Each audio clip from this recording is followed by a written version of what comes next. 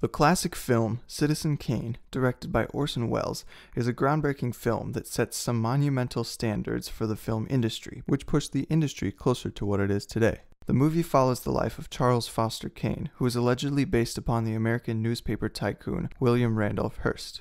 A book excerpt written by Robert Carringer tells of Citizen Kane's cinematographer, Greg Toland, and his aspirations for the film. He writes, quote, Toland and Welles' guiding motive through the production had been to make the audience feel it was looking at reality rather than merely at a movie. This concept is called realism. Realism is defined in the text Looking at Movies by Barsom and Monahan as an interest in or a concern for the actual or real, a tendency to view or represent things as they really are. This idea that Toland and Welles are trying to create something that seems realistic is similar to the idea of verisimilitude. Barsom and Monahan state that movies are very similar when they convince you that the things on screen, people, places, what have you, no matter how fantastic or anti-realistic, are really there.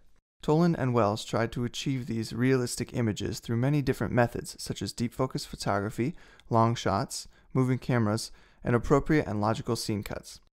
Previously, film cameras were noisy. According to Carringer, cameras were often contained in a blimp or a casing, which reduced the noise of the camera roll. This made it difficult to manage a camera, leaving cinematographers to simply have the camera only shoot static scenes and cut between each scene. Then the self-blimped BNC, or blimped newsreel camera, which made the camera smaller and more contained, was produced, and Toland was able to experiment with this camera for Citizen Kane. This made mobility a lot easier.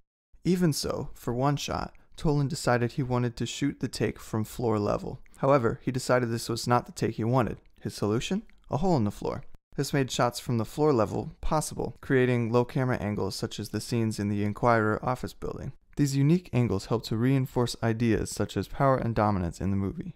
Another method that was used in Citizen Kane was the use of deep focus.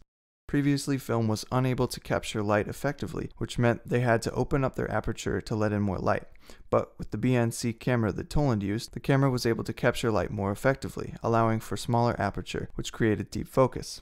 Deep focus allows the entire scene to be in focus from the foreground all the way to the background. In one of Toland's previous movies, The Long Voyage Home, Toland uses this technique during a bar fight.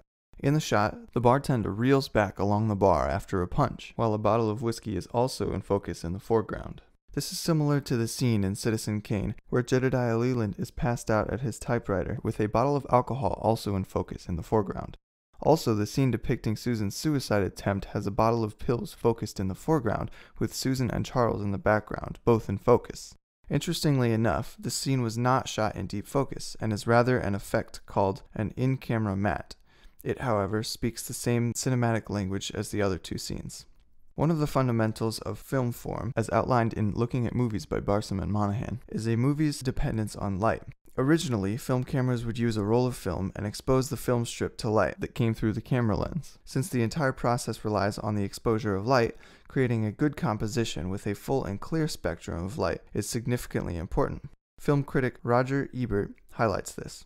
Quote, Citizen Kane makes great use of darkness and shadow. Welles, working with the gifted cinematographer Greg Toland, wanted to show a man's life that was filled to bursting with possessions, power, associates, wealth, and mystery. He created a gloomy, dark visual style for the picture, which in 35mm reveals every nook and cranny to contain a treasure or a hint, and because of Toland's famous deep focus photography, the frame is filled from front to back as well as from left to right. One example of the clever use of the contrast between light and dark is the scene where Kane reads off the Declaration of Principles. At the beginning of the shot, he's bathed in the light, but by the middle, when he's reading the principles, he's covered in darkness.